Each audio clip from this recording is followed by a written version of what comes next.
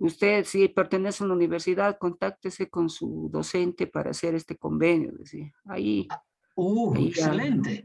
Mándame y yo voy a mover todo lo que sea posible para que todos puedan contar con aquello. Está bien, ingeniero. Gracias. ¿No? Porque es bueno, además. Ok, listo. Dicho eso, entonces vamos a continuar con nuestra tarea. ¿De acuerdo? Bien, ya hemos completado nuestro método MSI. Entonces, solo nos queda ahora el método CAT. Digamos, el último método desarrollado para el proceso de la síntesis. Ya en el método MSI nos hemos impuesto esa tarea de que para una mejor síntesis hay que procurar utilizar los circuitos integrados cada vez más complejos, los más complejos en lo posible. Entonces, con el método CAT, esto ya no es una sugerencia nomás, sino es una obligación el adoptar para la síntesis de los circuitos, tanto combinacionales como secuenciales, los circuitos integrados cada vez más complejos. Y en nuestro caso, este método CAT se refiere a utilizar los PLDs, los FPGAs, que son los circuitos integrados donde podemos nosotros aplicar la tecnología embebida. Y estos circuitos integrados cada vez más complejos, si no utilizamos como auxilio una computadora, no son posibles de ser manejados. Entonces, ahora, claro, cuando pensamos de esa manera, con el sistema CAD, decimos, espero para circuitos complicados. Al principio, en realidad, el sistema ha sido creado solo para sistemas complejos.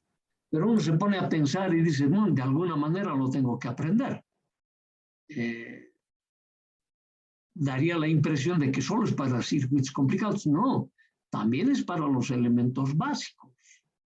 Y cuando decimos los elementos básicos, estamos hablando de las tres operaciones básicas, de poder implementar los inversores, la intersección y la unión. O sea, esos operadores básicos podemos manejar con estos métodos CAD. Y luego, en función de aquello, ir avanzando hacia los diseños cada vez más complejos. Por eso nosotros que cuando empezábamos el capítulo del diseño, nosotros decíamos, hay tres mecanismos de diseño que normalmente se utilizan en los diferentes desarrollos. ¿No ve? De esos tres nos vamos a quedar con el método plano, dijimos.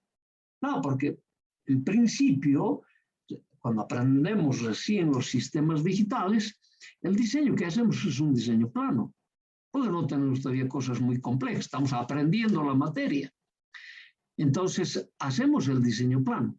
Pero es bueno que empecemos a autoformarnos en los otros métodos de diseño. Y vamos ahora a tocar el otro método que hay, pues, el método que me dice que debemos empezar, ¿no ven? De abajo hacia arriba o de arriba hacia abajo. Nosotros vamos a tomar el de arriba hacia abajo, tomar un sistema complejo, subdividirlo en pequeños sistemas y diseñar los subsistemas e ir integrándolo hasta tener el diseño grande. Eso es lo que vamos a hacer. Entonces, en principio nosotros lo que hacíamos, utilizábamos todos aquellos componentes que estaban bajo esta tecnología de integración, el SSI, que nos integraban simplemente operadores lógicos dentro de circuitos integrados, ¿no ve? Y ahí nos habían catalogado en función del número de entradas, nos decían, para 2 entradas de información hay 4 operadores dentro de un circuito integrado, para 3 entradas de información hay 3 operadores, para 4 entradas hay 2 operadores por circuito integrado. Para mayor número de entradas de información, tengo un solo circuito integrado por operador. Esos son los que manejan el grado de integración SSI. Pero también hay los otros integrados de mediana escala de integración, que es lo que hemos estado manejando con el MSI.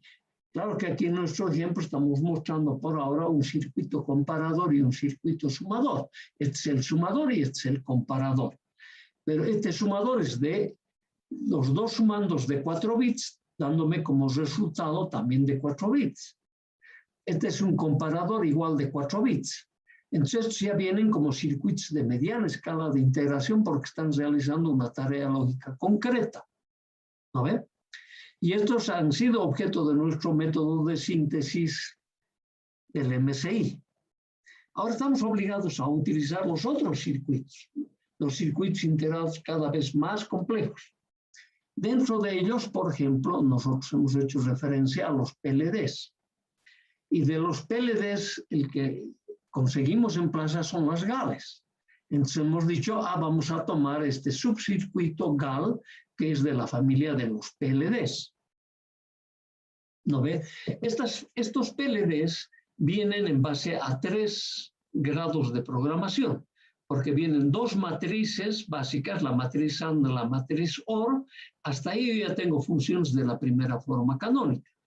Y tengo la salida también programada, pero también programada por una celda lógica que me va manejando circuitos combinacionales y circuitos combinacionales en base de estas 2 matrices, de la matriz AND y la matriz OR. Así están dispuestos los PLDs. Por lo tanto, aquí hay 3 niveles de programación. Podemos programar el AND, o sea, para crear, en nuestro caso, min-términos, ¿no ve? Donde participan todas las variables. Y luego podemos, en base a los min-términos, hacer funciones de la primera forma canónica, como unión de intersecciones.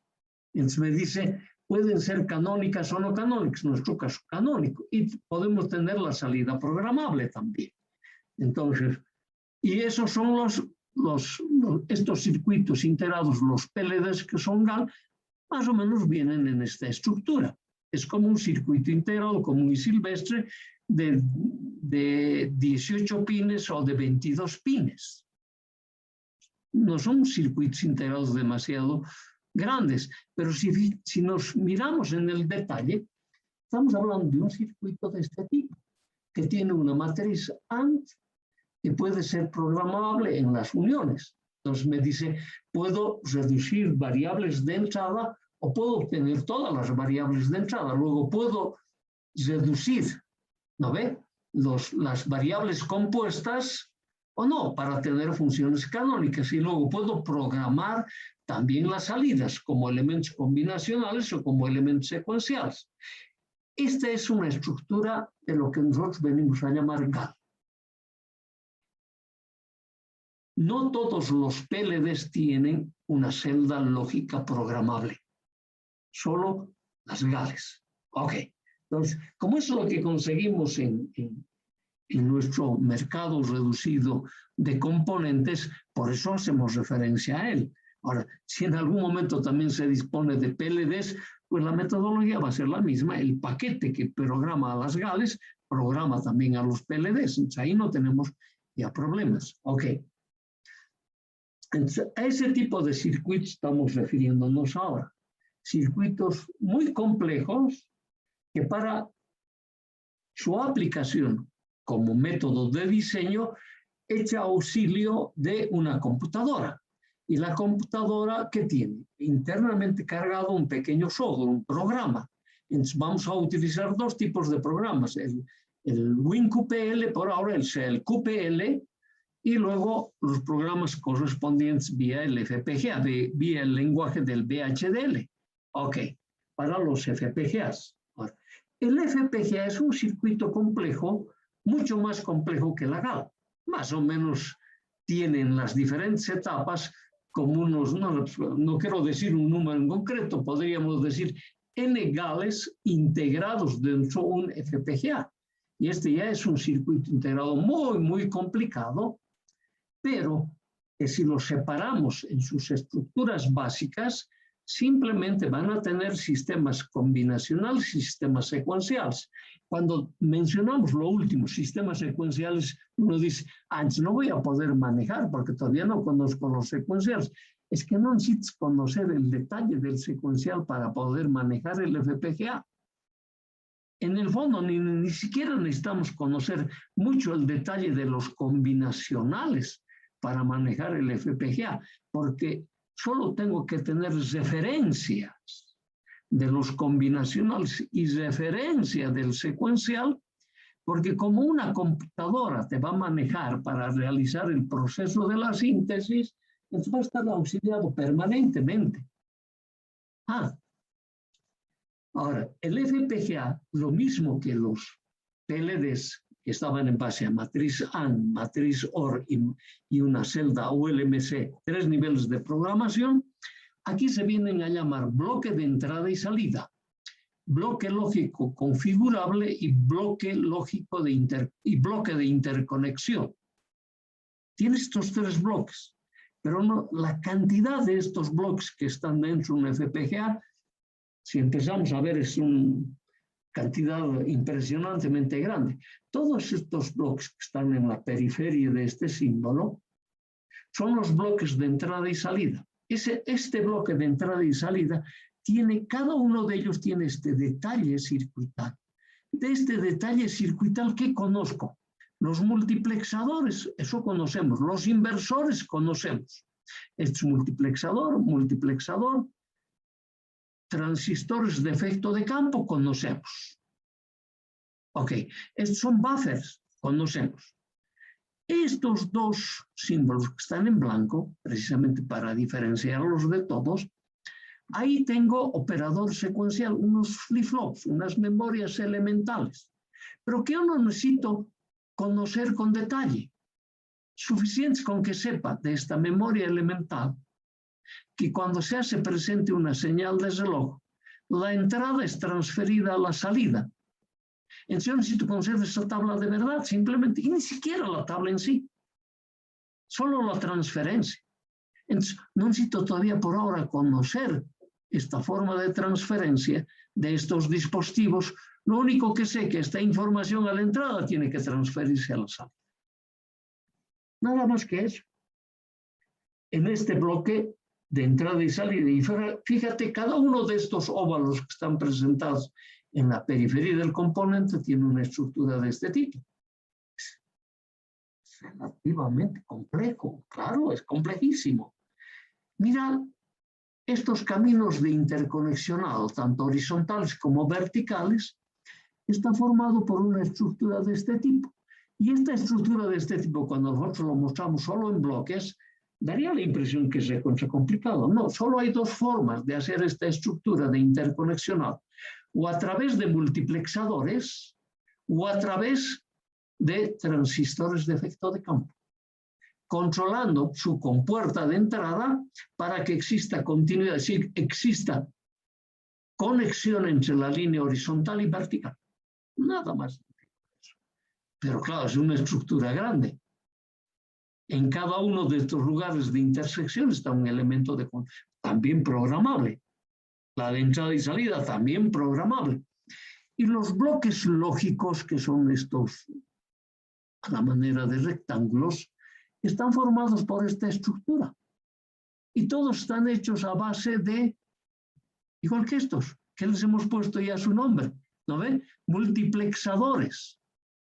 Y tal vez lo único diferente son estos flip-flops que vamos a tener. Y estos son generadores de funciones. ¿Qué me generan? Pero las funciones básicas de 4 variables de entrada, una salida. Y nosotros cuando hemos hecho en el capítulo 1 con 4 entradas de información, ¿no ve? Podemos generar ¿cuántas funciones? 65.536 funciones de la primera forma o la misma cantidad de la segunda forma canónica. Y aquí nosotros tenemos 1, 2, 3 generadores de funciones. Imaginas la cantidad de funciones que puede generar cada uno de estos. Pues por eso esto es complejo. No porque tengan circuitos, modelos circuitales que nosotros no conocemos, sino todo lo que conocemos lo tiene en cantidad. Y por eso que nosotros necesitamos el auxilio de un pequeño programa que me permita programar todos estos niveles de programación que tienen los circuitos integrados cada vez más complejos. Entonces, No asustarse con la primera mención de que son circuitos complicados. Menos mal que estos circuitos integrados complicados empezaron a ser manejados por gente que no entendía mucho la electrónica. Entonces esa gente que no entendía mucho sobre la electrónica dijeron, oye, tiene que haber una manera que yo pueda interpretar esto. Yo tengo que saber qué cosas tengo ahí adentro, en base a qué se han diseñado estas aplicaciones.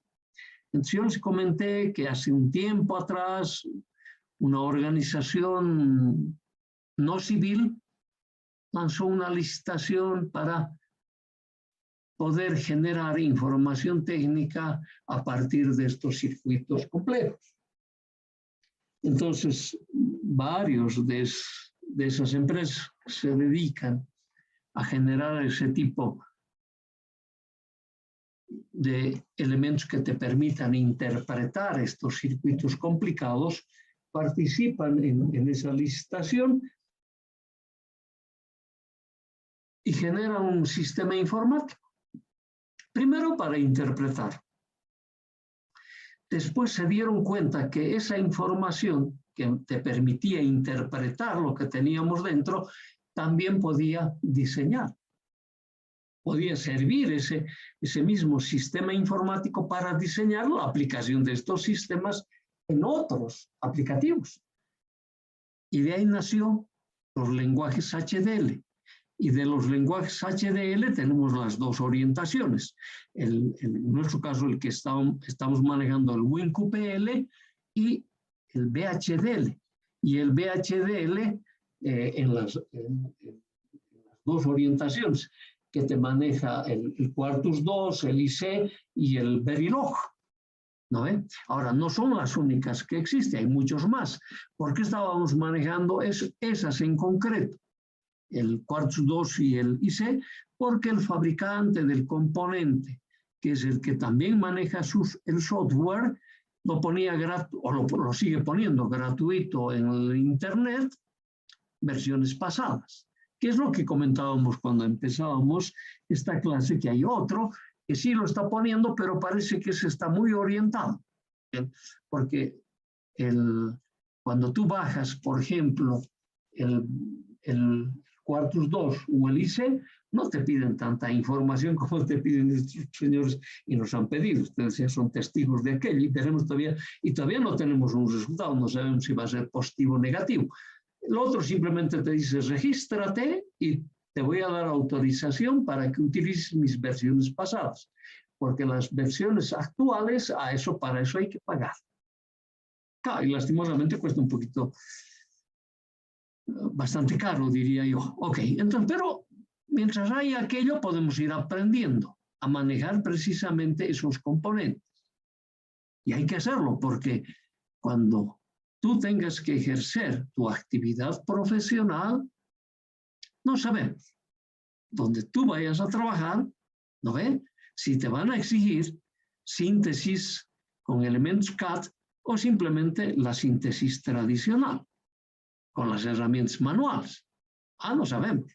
Entonces, cuando se trata de aprender metodología, yo soy un convencido que hay que tratar de aprender lo último que hay, hasta lo último que hay. Porque cuando nos ponemos a trabajar, esa es como la necesidad, tiene cara de hereje. No sabemos con qué nos vamos a topar. Por eso que lo tenemos que aprender. Y al principio este tipo de cosas solo era motivo de información de los posgrados. Y cuando lo quisimos hacer en el pregrado, muchos nos observaron y dijeron, no, pero son temas de posgrado. No. Y no estábamos equivocados. Al poco tiempo, muchísimas universidades de afuera también lo pusieron en el pregrado. Ok, entonces no les queda más alternativa que aprender esos sistemas.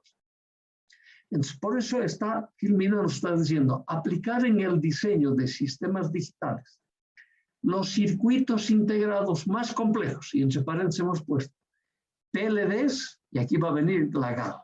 Ese es el PLD que vamos a usar. CPLD lo hemos conseguido. Es lo mismo que el FPGA, pero tiene algunas pequeñas variantes. Pero si aprendes el FPGA, el CPLD has aprendido, con toda seguridad. Es el mismo lenguaje. Ajá. Entonces, vamos, claro, por eso lo hemos incluido PLDs, CPLDs y FPGAs, que son los circuitos integrados más complejos que se tiene hoy en día. Estos FPGAs, por ejemplo, de los que tenemos hoy en día, hemos mencionado, tienen alrededor, tienen un poco más, los cada vez más avanzados, más de 50 millones de transistores puestos dentro del circuito integrado, bajo la estructura, ya sea del FPGA o de los PLDs. No olvidar, estamos utilizando los circuitos integrados los más complejos posibles, tal que permitan, esto es importante, permitan incluir toda la tarea lógica del sistema en lo posible dentro de ese circuito integrado. A lo sumo tengamos conexiones que me permiten introducir variables de entrada y obtener los resultados. Si hacemos un diseño de esas características, habremos aprovechado al circuito integrado en óptimas condiciones. Por lo tanto, la confiabilidad del diseño se verá incrementado cada vez más. Por eso decimos obtener circuitos de mayor confiabilidad. Y la confiabilidad hoy en día es un tema recontra importante. Claro, porque en el tema de hacer tarjeta impresa se nos presentan grandes problemas.